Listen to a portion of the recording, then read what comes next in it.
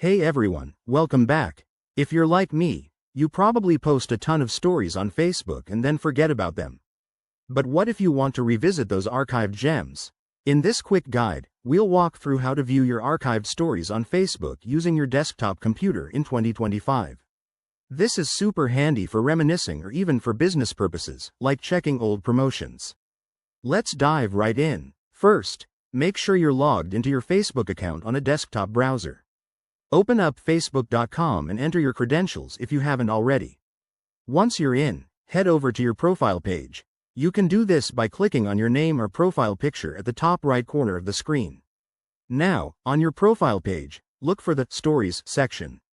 It's usually right at the top, just below your cover photo.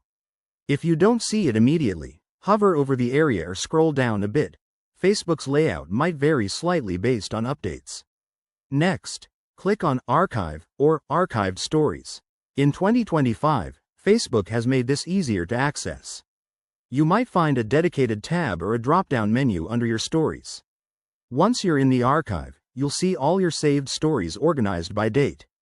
This includes stories you've archived manually or ones that didn't get deleted after 24 hours. To view a specific story, just click on it. It will play just like a regular story, and you can swipe through them if there are multiple. Pro tip: if you're archiving stories on purpose, remember you can do this from the mobile app too, and they'll sync to your desktop. One common issue is if your stories aren't showing up, double-check your privacy settings or clear your browser cache. Facebook updates frequently, so if things look different, search for Story Archives in the Help Center. And there you have it. You've now mastered viewing archived stories on Facebook Desktop in 2025. If this helped, give this video a thumbs up, subscribe for more tech tips, and drop a comment below if you have questions.